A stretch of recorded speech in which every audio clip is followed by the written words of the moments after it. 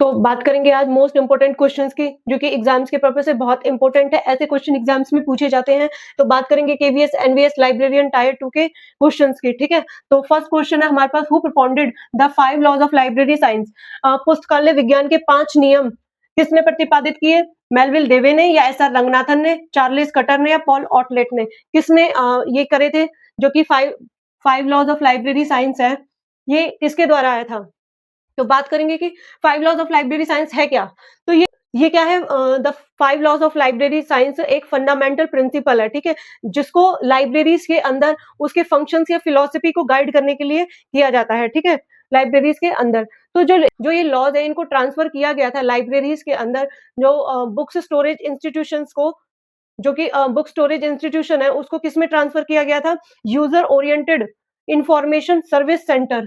तो ये गाइड करते हैं, ठीक है, guide the function and philosophy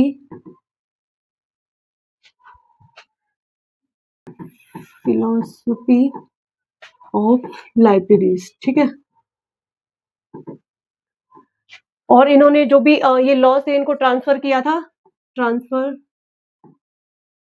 law books, जो ये बुक्स का जो स्टोरेज था,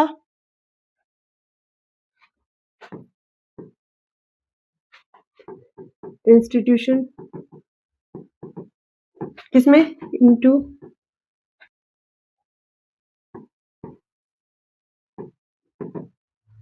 user information service centre. Clear है? तो ये जो एस आर रंगनाथन है, इनके द्वारा ही आया था ये 5 लॉज ऑफ लाइब्रेरी साइंस। तो किसके द्वारा आया था ये? डॉक्टर एस आर रंगनाथन जी के द्वारा आया था, ठीक है। कब आया था? 1931 में आया था। जो डॉक्टर एस आर रंगनाथन की बुक कौन थी? 5 लॉज ऑफ लाइब्रेरी साइंस, ठीक है। तो ये क्या होता था 20वीं शताब्दी से पहले, जो भी पुस्तकालय का एक मुख्य उद्देश्य था कि बुक्स को प्रेजर्वेशन रखना, ठीक है। 20वीं शताब्दी से पहले बुक्स का प्रेजर्वेशन था, ना कि उनका उपयोग करना था। लेकिन अब क्या होता है, उस समय अधिकतर पुस्तकालयों में पुस्तकें अलमारी में रखी रहती थी, लोग उनको यूज नहीं कर पाते थे। और अगर यूज करना भी होता था, तो क्या करना पड़ता था कि जो लाइब्रेरियन होता था, उनसे अनुरोध करना पड़ता था, ठीक है। कभी कभी ये होता था कि बुक्स भी अवेलेबल नहीं होती थी लाइब्रेरीज में, तो काफी सारी दिक्कतें होती थी 20वीं शताब्दी से पहले। तो इसी स्थिति को बदलने के लिए डॉक्टर एस आर रंगनाथन ने 5 लॉज ऑफ लाइब्रेरी साइंस का प्रेजेंट किया है, ठीक है। इसी स्थिति को बदलने के लिए डॉक्टर एस आर रंगनाथन ने क्या करा है? 5 लॉज ऑफ लाइब्रेरी साइंस को प्रेजेंट किया है, ताकि बुक्स इजीली अब अवेलेबल हो सके, लोग उन्हें फ्री में असेस कर सकें, इंफॉर्मेशन इजीली उनको मिल सके, ठीक है। तो इसीलिए 5 लॉज ऑफ लाइब्रेरी साइंस आया है। किसके द्वारा आया है? डॉक्टर एस आर रंगनाथन के द्वारा 1931 में आया है, ठीक है। बात करेंगे कि वो 5 लॉज ऑफ लाइब्रेरी साइंस कौन कौन सी हैं, ठीक है। 5 लॉज ऑफ लाइब्रेरी साइंस, तो कौन कौन से वो 5 laws of library science?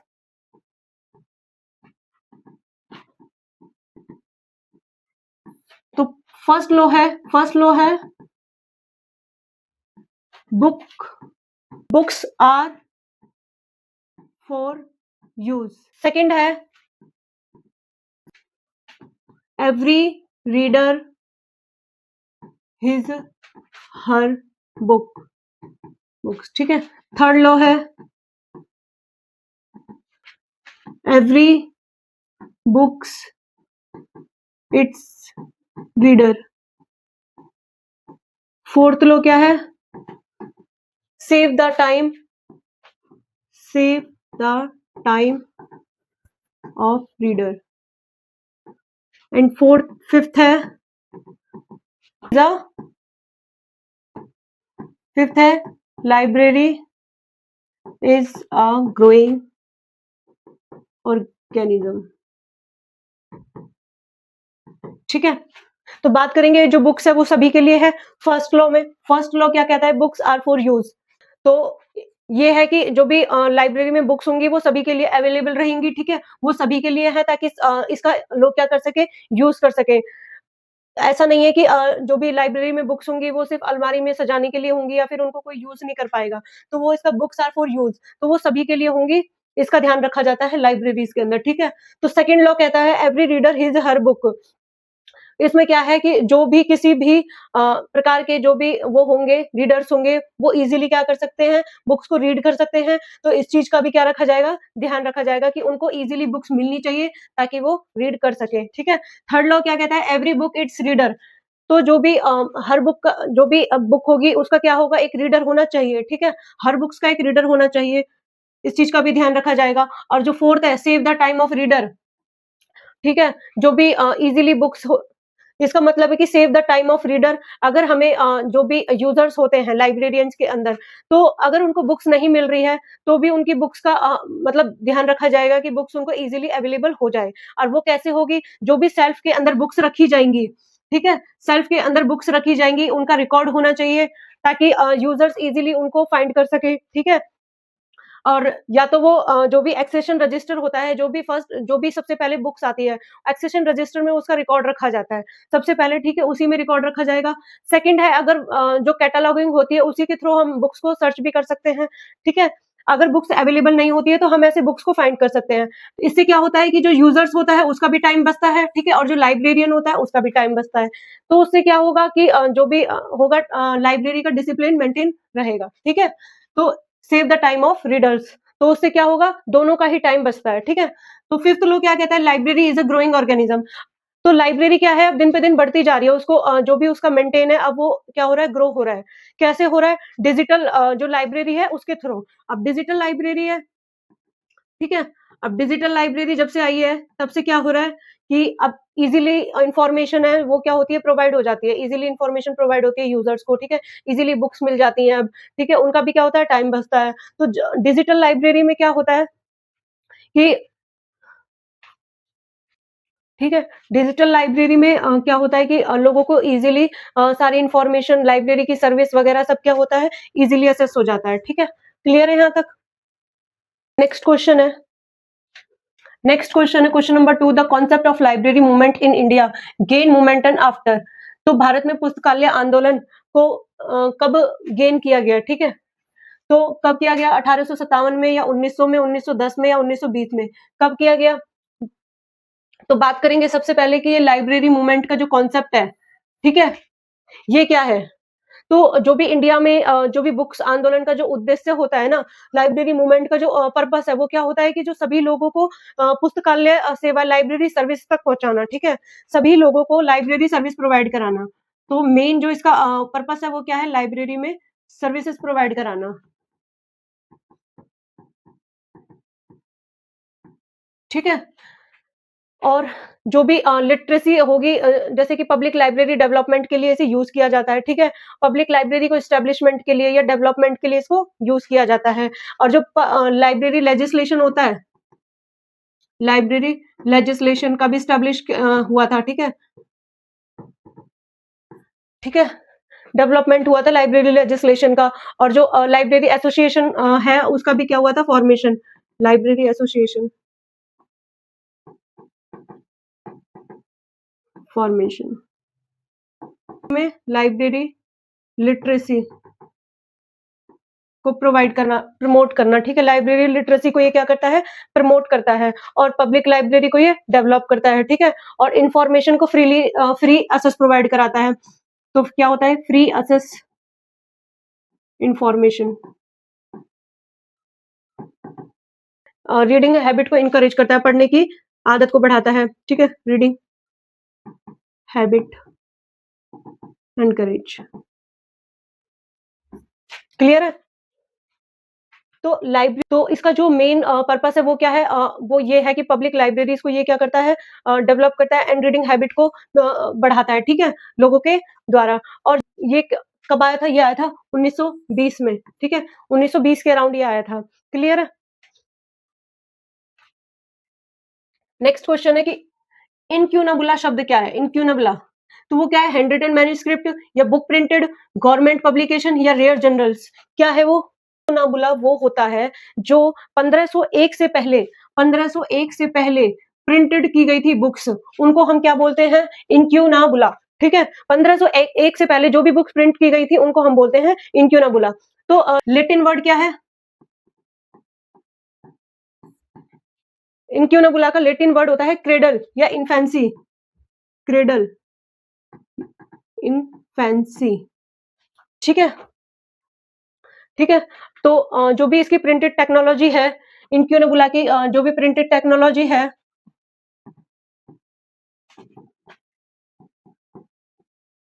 Johannes Johannes Gutenberg, ठीक है, जोहानिस गुटेनबर्ग के द्वारा कब हुई थी? अराउंड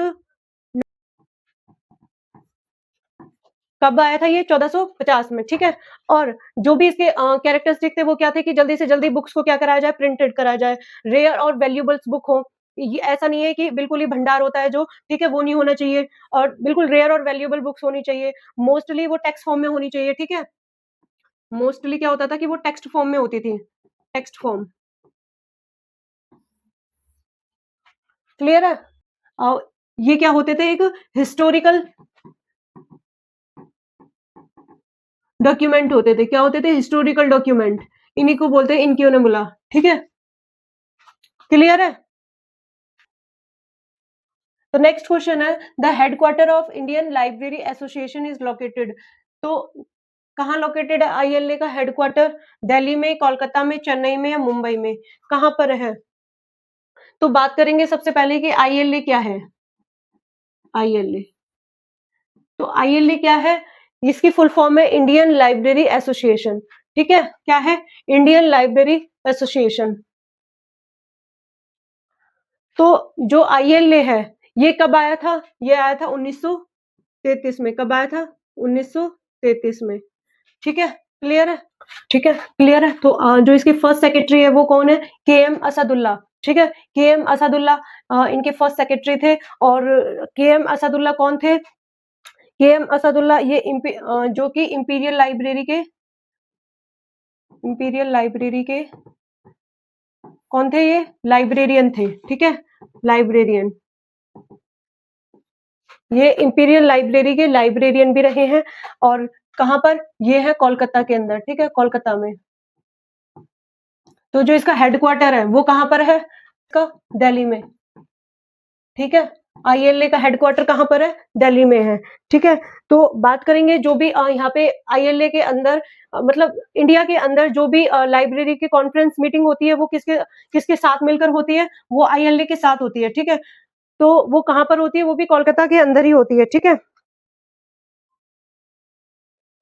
तो जो पहले इसका जो हेडक्वार्टर था 1933 से लेके 1964 तक, ठीक है, तो वो इसका जो हेडक्वार्टर था वो क्या था?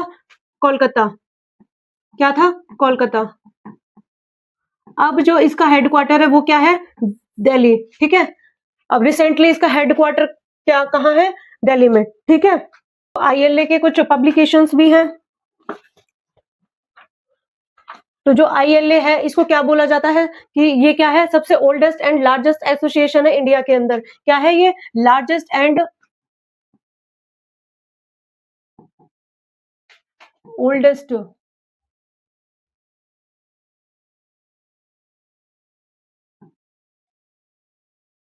एसोसिएशन इन इंडिया, क्लियर है? यहाँ तक क्लियर है आईएलए के बारे में? तो नेक्स्ट क्वेश्चन है। तो नेक्स्ट क्वेश्चन है हमारे पास, which act ensures deposit of book in national libraries in India? भारत में राष्ट्रीय पुस्तकालयों में पुस्तकों की प्रतियां जमा कराने का प्रावधान किस अधिनियम में है? कॉपीराइट एक्ट या डिलीवरी ऑफ बुक एक्ट में या आईटी या पेटेंट एक्ट में? किसमें है? ठीक है, इसमें ये पब्लिशर्स होते हैं, उनमें क्या होता है कि कुछ जो बुक्स होती है वो कहाँ जमा करनी होती है? लाइब्रेरीज में जमा करनी होती है। उसका पर्पस क्या है? जो भी ये एक्ट है वो क्या है? ये इंडिया का एक मोस्ट इम्पोर्टेंट लॉ है, जिसके अनुसार क्या होता है कि इंडिया में जो भी बुक्स पब्लिश होती हैं, ठीक है, या फिर जो भी पब्लिशर होता है वो क्या करता है कि जो भी हर बुक्स होगी, ठीक है, बुक्स होगी या फिर न्यूज़पेपर होगी, उनको कहाँ जमा करवाता है? लाइब्रेरीज के अंदर जमा करवाना पड़ता है। ये एक इम्पोर्टेंट है कि हाँ भाई उनको जमा करवाना ही पड़ेगा।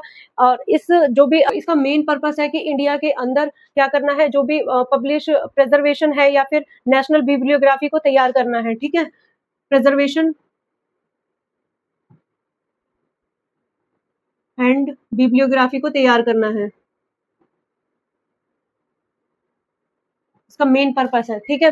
तो इससे पहले क्या होता था, जो भी ये एक्ट आया है, इससे पहले क्या होता था कि जो भी इंडिया के अंदर बुक्स होती थी, ठीक है, जो भी बुक्स पब्लिश होती थी, वो क्या होती थी, वो सुरक्षित नहीं रह पाती थी, वो क्या होती थी, वो नष्ट हो जाती थी, ठीक है। तो वो क्या होती थी, डिस्ट्रॉय हो जाती थी। इसीलिए ये एक्ट बनाया गया है ताकि बुक्स को लाइब्रेरीज में पहुंचाया जाए, न्यूज़पेपर को लाइब्रेरीज में पहुंचाया जाए, ताकि लोगों को इन्फॉर्मेशन इजीली मिल जाए, ठीक है। इस समस्या को दूर करने के लिए ही भारत सरकार ने ये क्या है, भारत सरकार ने डिलीवरी ऑफ बुक भारत सरकार ने डिलीवरी ऑफ बुक एक्ट लागू किया था। कब लागू किया था ये? 1954 में, ठीक है। 1954 में ये एक्ट आया है। तो इसका जो भी है, इसका मेन पर्पस है कि जो भी नेशनल पब्लिशर्स है उसका क्या करना है, तो इसका जो मेन पर्पस है वो क्या है, जो भी इंडिया के अंदर जो भी बुक्स या न्यूज़पेपर पब्लिश किए जाएंगे उनको कहाँ रखे जाएंगे, वो प्रेजर्व किए जाए नेशनल लाइब्रेरीज में, ठीक है। कहाँ पे? नेशनल लाइब्रेरीज में। क्लियर है? तो इसका ये मेन पर्पस है। और नेशनल बिब्लियोग्राफी को क्रिएट किया जाए, national national created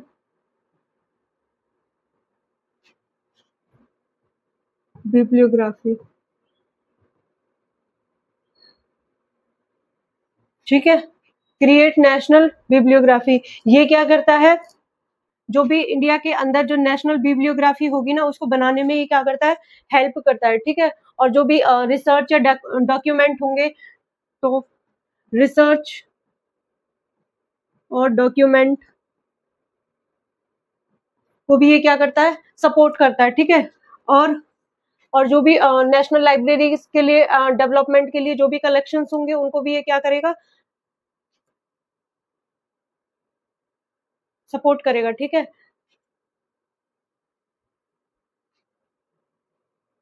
collection of,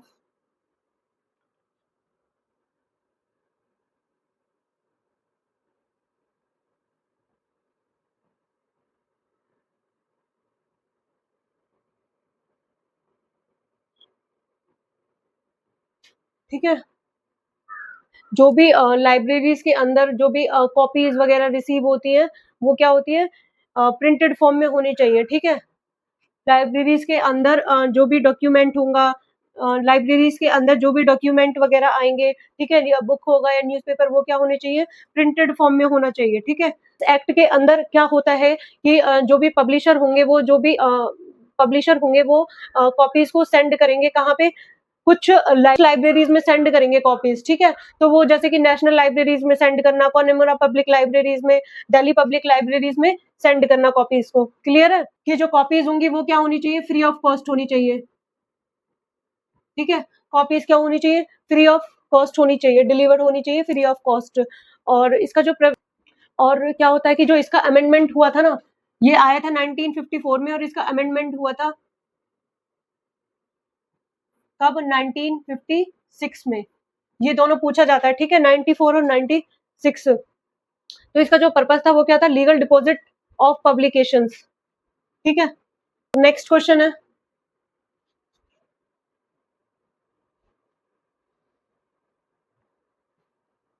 the national library of India is located in, Bharat का राष्ट्रीय पुस्तकालय कहाँ स्थित है, तो वो कहाँ है, दिल्ली में, कोलकाता, मुंबई या चेन्नई, कहाँ पर है। तो बात करेंगे कि नेशनल लाइब्रेरी ऑफ इंडिया क्या है, नेशनल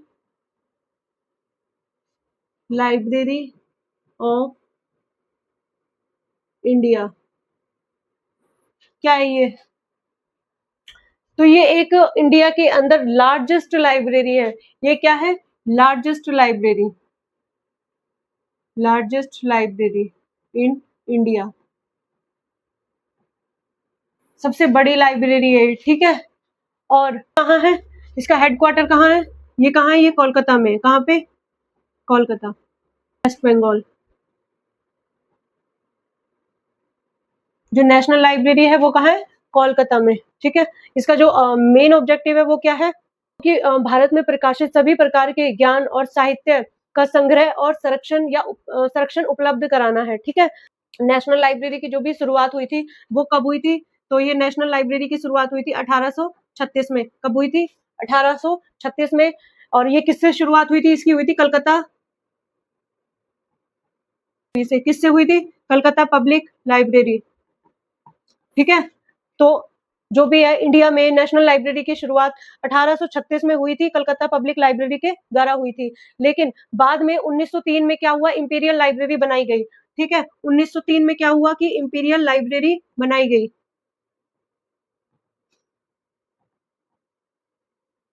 ठीक है, 1903 में इंपीरियल लाइब बनाई गई, जिसमें कई क्या हुआ कि कई जो सरकारी पुस्तकालय थे, लाइब्रेरीज थी, ठीक है, गवर्नमेंट लाइब्रेरीज को मिलाया गया। ठीक है, 1903 में बहुत सारी गवर्नमेंट लाइब्रेरीज को मिलाया गया। ठीक है, भारत में जब स्वतंत्रता के बाद, ठीक है, तो इंडिया में 1947 के बाद 1948 में, फिर स्वतंत्रता के बाद 1948 में इंडिया में इंपीरियल लाइब्रेरी का नाम बदलकर, ठीक है, 1948 में इंपीरियल लाइब्रेरी का नाम बदलकर नेशनल लाइब्रेरी ऑफ इंडिया रखा गया। ठीक है, क्या रखा गया? इंपीरियल लाइब्रेरी से नेशनल लाइब्रेरी ऑफ इंडिया। ठीक है, ठीक है, 1948 में इसका नाम, इंपीरियल लाइब्रेरी का नाम बदलकर नेशनल लाइब्रेरी ऑफ इंडिया रखा गया। क्लियर है? यहाँ तक क्लियर है? तो इसके अंदर जो भी कलेक्शन है, ठीक है, जो भी बुक्स कलेक्शन है वो कौन कौन से डेवलप किए गए, जैसे कि लाइब्रेरीज में बुक्स हो गई, ठीक है, न्यूज़पेपर हो गए, और जो भी है गवर्नमेंट पब्लिकेशंस हो गई, तो उनको क्या किया गया? कलेक्ट किया गया। ठीक है, फिर उसके बाद क्या होता है कि ये हो गया बुक्स कलेक्शन के बाद।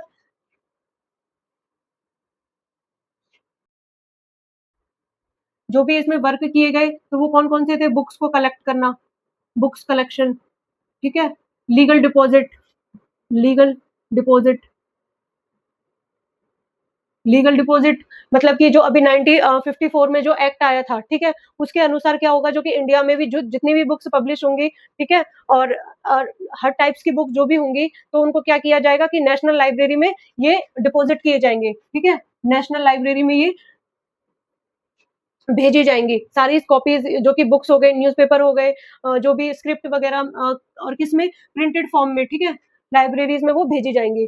ये हो गया। और क्या हो? Research, research support, research support कैसे कि जो भी स्कॉलर्स हो गया, स्टूडेंट हो गया, रिसर्च हो गए, उनको भी ये क्या करेगा? सपोर्ट करेगा। ठीक है, और फोर्थ है, जो भी रेयर डॉक्यूमेंट होंगे उनको भी ये क्या करेगा? प्रिजर्व करेगा। तो प्रिजर्वेशन ऑफ रेयर डॉक्यूमेंट। ठीक है, जो भी कलेक्शंस होंगे उनको भी लाइब्रेरीज के अंदर स्टोर किया जाएगा। ठीक है, जैसे कि बुक्स हो गई, ठीक है, national bibliography books, national graphy को भी कंट्रोल करना। ठीक है, प्रिजर्वेशन ऑफ नॉलेज और एकेडमिक रिसर्च सपोर्ट। तो ये सब क्या होंगे कि नेशनल लाइब्रेरीज के द्वारा वर्क किए जाएंगे। ठीक है, तो नेक्स्ट क्वेश्चन है,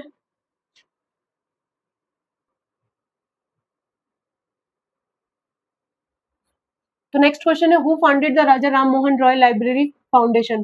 तो बात करेंगे कि ट्रिपल आर एल एफ क्या है? ये ट्रिपल आर एल एफ किसने ये फाउंड किया था? तो गवर्नमेंट ऑफ इंडिया ने, यूनेस्को ने, ILA ने, यूनिवर्सिटी ग्रांट। तो बात करेंगे कि ट्रिपल आर एल एफ क्या है? ट्रिपल आर एल एफ है राजा राम मोहन रॉय लाइब्रेरी फाउंडेशन। ये कब आया था? ये आया था 1972 में। ठीक है, और किसके द्वारा आया था? ये आया था गवर्नमेंट ऑफ इंडिया। ठीक है, गवर्नमेंट ऑफ इंडिया है, ये किसके अंडर वर्क करती है? ये करती है मिनिस्ट्री ऑफ कल्चर। ठीक है, मिनिस्ट्री ऑफ कल्चर, जो, और ये वर्क करती है मिनिस्ट्री ऑफ कल्चर के साथ। जो गवर्नमेंट ऑफ इंडिया है वो वर्क करती है मिनिस्ट्री ऑफ कल्चर के अंडर। किस लिए? जो भी है कि पब्लिक लाइब्रेरी को डेवलपमेंट करने के लिए। ठीक है, पब्लिक लाइब्रेरी, तो इसका जो मेन पर्पस है वो क्या है? पब्लिक लाइब्रेरी को डेवलप करना। ठीक है, तो डेवलप पब्लिक लाइब्रेरी, ठीक है। पब्लिक लाइब्रेरी को ये क्या करती है, डेवलप करती है और मजबूती के साथ उसको आगे बढ़ाती है, ठीक है, सपोर्ट करती है। और ये क्या करती है, प्रोवाइड करती है फाइनेंशियल असिस्टेंस,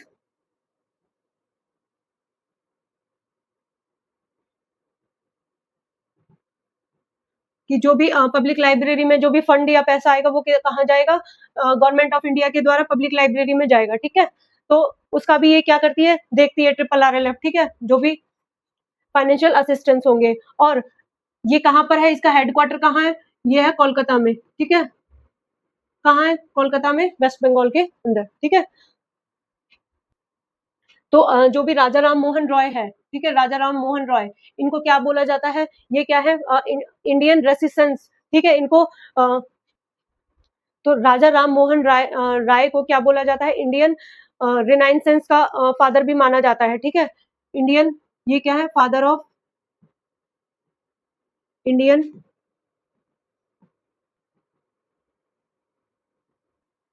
ठीक है। क्लियर है, ये पॉइंट पूछा जाता है एग्जाम में, ठीक है। राजा राम मोहन रॉय थे, इनका नाम राजा राम मोहन रॉय लाइब्रेरी फाउंडेशन का जो भी इनका नाम है वो कहाँ से आया, वो आया क्योंकि जो भी राजा राम मोहन रॉय से इनका नाम पड़ा, क्योंकि वो क्या थे, एक समाज सुधारक थे, ठीक है, सोसाइटी के लिए वर्क करते थे। उनके जो भी जो स्टेट होते थे, जो भी गरीबी स्टेट होते थे, उनमें क्या करते थे, नई-नई लाइब्रेरीज़ को डेवलप कराते थे, एस्टेब्लिश कराते थे, ताकि क्या हो सके कि लोगों को फ्री में बुक्स प्रोवाइड हो सके, नॉलेज, इन्फॉर्मेशन प्रोवाइड हो सके, लोग आगे बढ़ सके। तो उनके लिए ये क्या करता था, ट्रिपल RLF वर्क करता था, ठीक है? हेल्प करता था, सपोर्ट करता था, उनकी मजबूती को बढ़ाता था। तो इसका मेन पॉइंट यही है, ठीक है? क्लियर है? जो भी इसकी इम्पोर्टेंस है, बात करेंगे कि इसकी इम्पोर्टेंस क्या-क्या है। तो इम्पोर्टेंस ऑफ ट्रिपल RLF, वो क्या है, पब्लिक लाइब्रेरी को डेवलप करना इंडिया में, ठीक है। Public library develop in India, ठीक है, पब्लिक लाइब्रेरी को डेवलप करना। सेकंड है कि जो भी रीडिंग कल्चर होता है, ठीक है, रीडिंग जो हैबिट होती है उसको भी क्या करता है, प्रमोट करता है। लोगों में क्या करता है कि जो रीड पढ़ने की क्षमता होता है उसको भी ये क्या होता है, ये क्या करता है, बढ़ाता है, ठीक है। तो प्रमोट रीडिंग हैबिट, ठीक है। और ये क्या करता है, जो लाइब्रेरी में इंफ्रास्ट्रक्चर्स होते हैं, इक्विपमेंट्स होती हैं, लाइक बिल्डिंग वगैरह, लाइब्रेरी की सर्विस देखना, ठीक है, उनका भी जो भी स्ट्रेथनिंग है वो कौन कराता है, ट्रिपल RLF।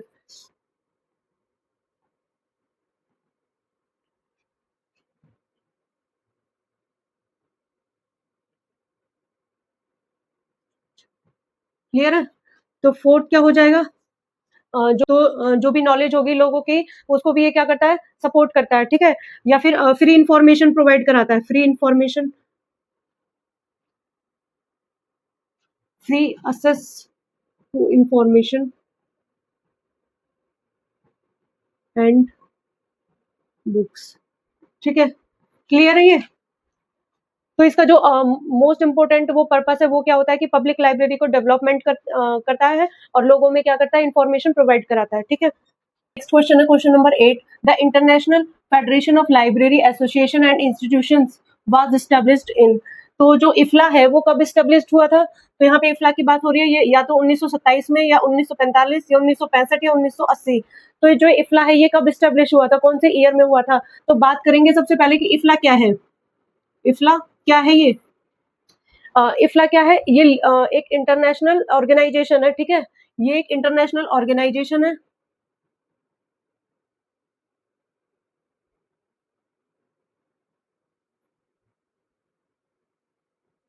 ये क्या करता है, ये इंटरनेशनल ऑर्गेनाइजेशन को लीड करता है एंड रिप्रेजेंट करता है लाइब्रेरीज या librarian and information professional world में, ठीक है।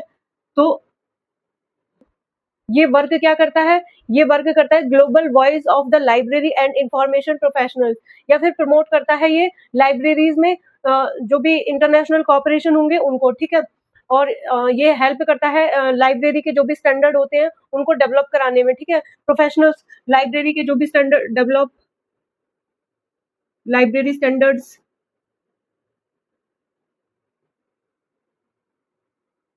ठीक है, या लाइब्रेरी स्टैंडर्ड्स हो गए, ठीक है, प्रोफेशनल्स गाइडलाइंस को,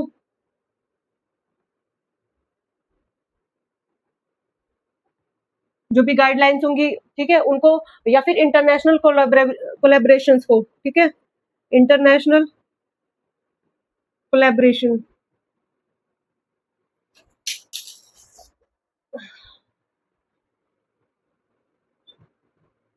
ठीक है, जो भी मीटिंग सेमिनार होंगे उन सबको भी क्या करेगा ये कोलैबोरेशंस, इंटरनेशनल इंटरनेशनल कोलैबोरेशंस, ठीक है।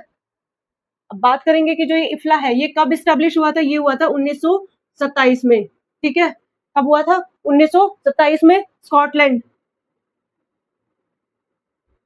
स्कॉटलैंड में, ठीक है। इफ्ला का हेडक्वार्टर है वो कहाँ है, हेडक्वार्टर कहाँ है, नेदरलैंड,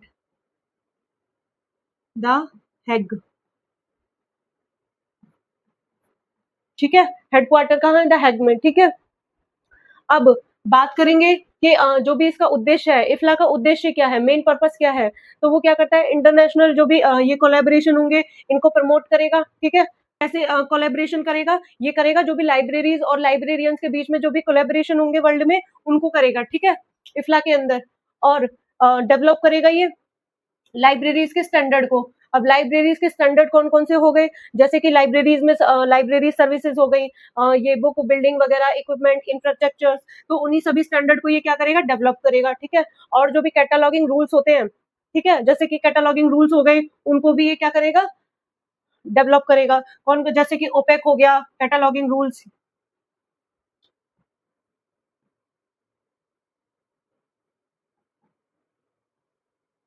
ठीक है, कैटालॉगिंग रूल्स को भी डेवलप करेगा। जो भी इंफॉर्मेशन ऑर्गेनाइजेशन है, इंफॉर्मेशन ऑर्गेनाइज की जाएंगी, ठीक है।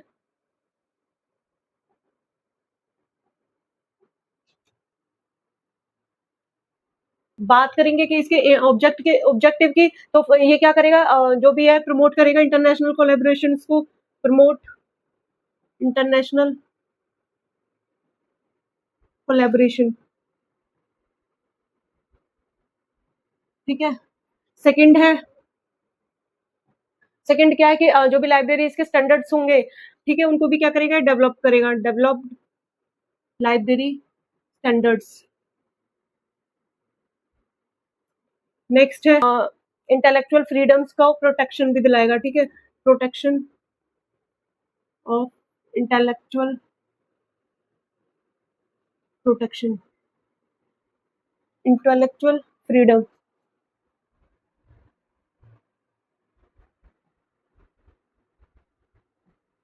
ठीक है। तो क्या करता है, इंटेलेक्चुअल फ्रीडम में क्या होता है कि जो भी इंफॉर्मेशन होगी वो क्या कराई जाएंगी, फ्री एसेस, ठीक है। इंटेलेक्चुअल का मतलब होता है कि फ्री में जो भी इंफॉर्मेशन होगी वो प्रोवाइड की जाएगी, तो फ्री एसेस टू इंफॉर्मेशन, ठीक है, फ्री एसेस टू इंफॉर्मेशन, तो ये क्लियर है,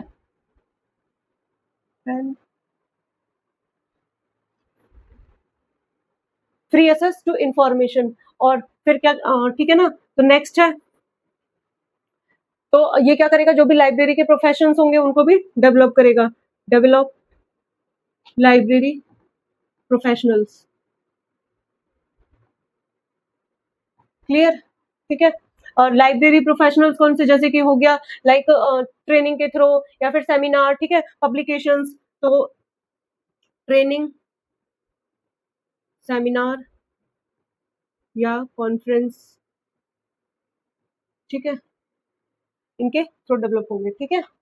तो अब बात करेंगे कि जो भी इफ्ला के द्वारा मोस्ट इंपोर्टेंट एक्टिविटीज आई थी, ठीक है, तो इफ्ला ने जो एक्टिविटीज, तो इफ्ला के द्वारा जो एक्टिविटीज डेवलप्ड हुई थी या फिर ऑर्गेनाइज हुई थी, तो वो कौन सी एक्टिविटीज थी,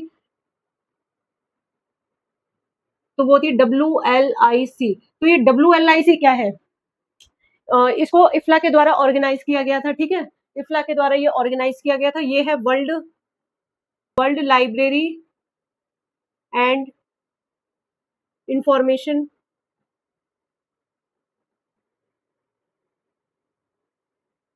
क्लियर है, तो ये क्या है, इफ्ला ने इसको ऑर्गेनाइज किया था, world library and information Congress. ये क्या है कि वर्ल्ड की लार्जेस्ट ग्लोबल कॉन्फ्रेंस है लाइब्रेरियंस के लिए, ठीक है, लाइब्रेरीज के लिए। तो ये क्या है, वर्ल्ड लार्जेस्ट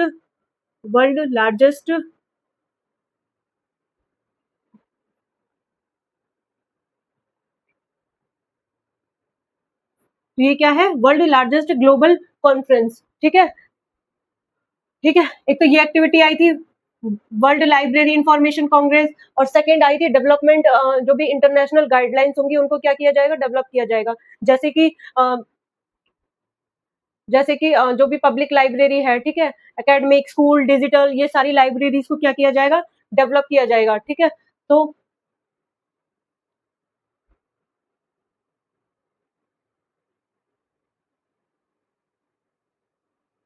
सेकंड क्या हो जाएगा, डेवलप इंटरनेशनल गाइडलाइंस,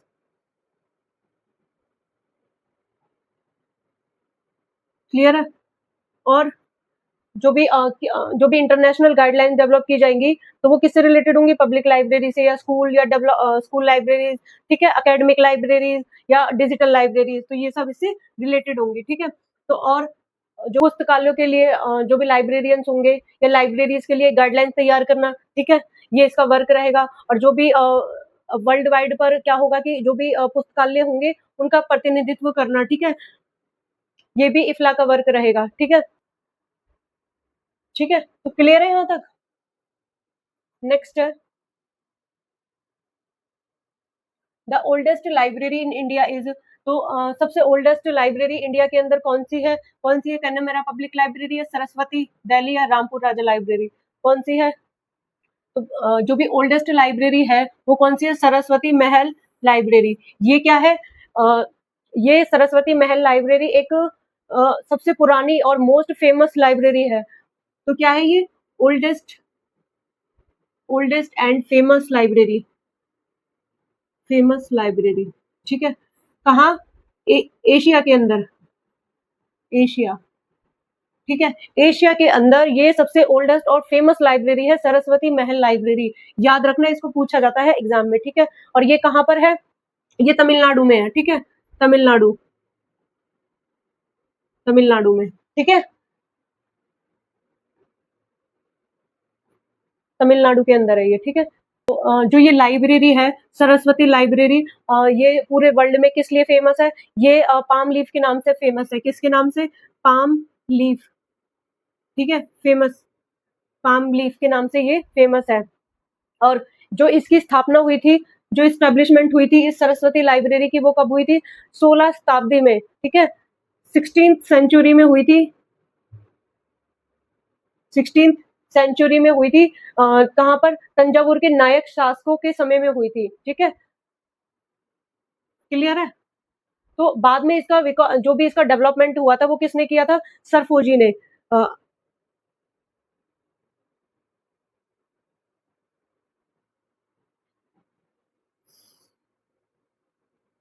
किसने किया था, सरफोजी, जो कि ये मराठा के शासक थे, ठीक है, इनके द्वारा इसका बाद में डेवलप हुआ था, ठीक है। और उन्होंने देश विदेश में हजारों ये जो भी पाम लीफ या बुक है वो क्या करी थी, एकत्रित की थी, ठीक है। कुछ हिस्टोरिकल कलेक्शंस हैं, ठीक है, वो कौन कौन से हैं, जैसे कि पाम लीफ मैन्युस्क्रिप्ट हो गया, ठीक है, और पेपर मैन्युस्क्रिप्ट्स हो गए, या फिर रेयर जो कि बहुत कम बुक्स होती हैं, या एंशियंट मैप्स हो गए, पेंटिंग, हिस्टोरिकल रिकॉर्ड जो भी हो गए, वो किस में आते हैं, सरस्वती महल लाइब्रेरीज के अंदर, ठीक है।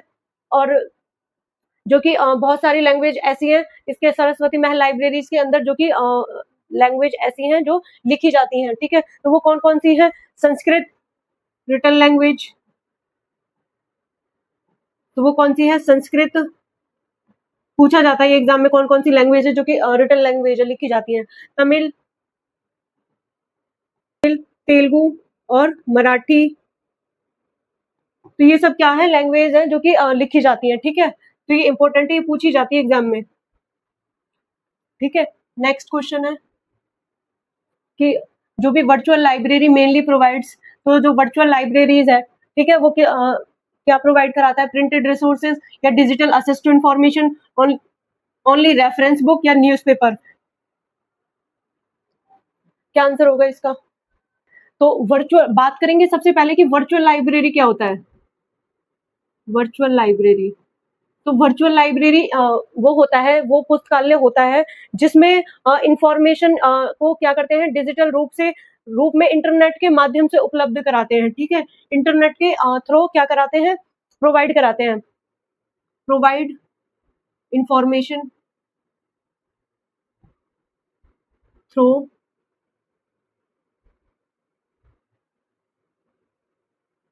द इंटरनेट, ठीक है। तो वो डिजिटल रिसोर्सेज जो कि इंटरनेट के जरिए हमें क्या कराए जाते हैं, प्रोवाइड कराए जाते हैं, ठीक है। वो इन्फॉर्मेशन प्रोवाइड कराई जाती है।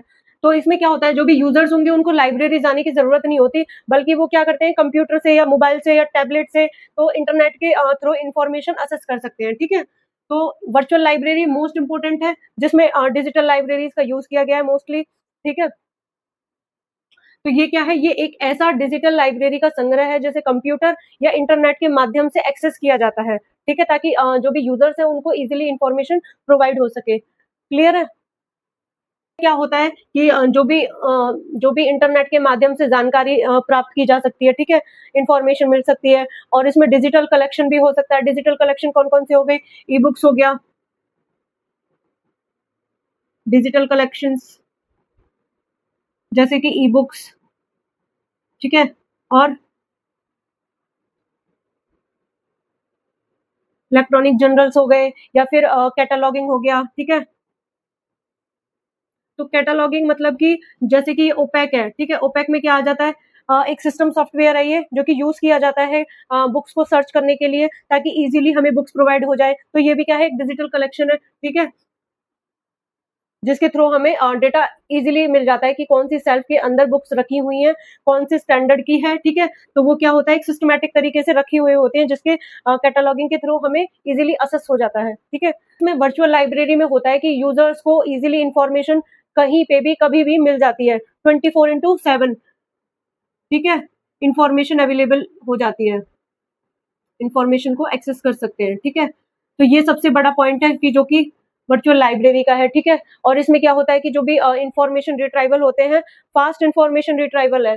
वो कैसे कि information can be search quickly, हम क्या कर सकते हैं, इंफॉर्मेशन को क्विकली सर्च कर सकते हैं, और किसके थ्रू, डिजिटल कैटलॉगिंग के थ्रू, ठीक है।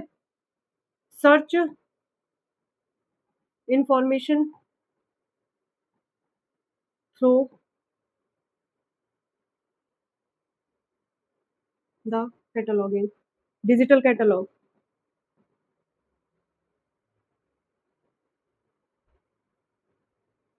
इंपॉर्टेंट है ये, ठीक है, पूछा जाता है एग्जाम में। और क्या होता है, इसमें क्या होता है कि कोई भी जो फिजिकल स्पेस होता है वो रिक्वायर्ड नहीं होता है, ठीक है। जो ये वर्चुअल लाइब्रेरी किस किस में इंक्लूड होती है, नेशनल लाइब्रेरी, इंडिया के अंदर जो भी नेशनल लाइब्रेरीज होती है उनके अंदर क्या होता है, ये वर्चुअल लाइब्रेरीज होती हैं, ठीक है, क्योंकि वहाँ पे जो भी डिजिटल रिसोर्सेज यूज किए जाते हैं, ताकि जो भी यूजर्स होते हैं उनको इजिली इंफॉर्मेशन मिल जाए, ठीक है। और यही है मेन पर्पस, ठीक है ना, बहुत इंपॉर्टेंट है ये वर्चुअल लाइब्रेरी। तो इसमें क्या हो जाएगा कि डिजिटल के थ्रू हमें इंफॉर्मेशन असेस हो जाती है, डिजिटल असेस इंफॉर्मेशन। क्लियर इसका आंसर? तो क्लियर है?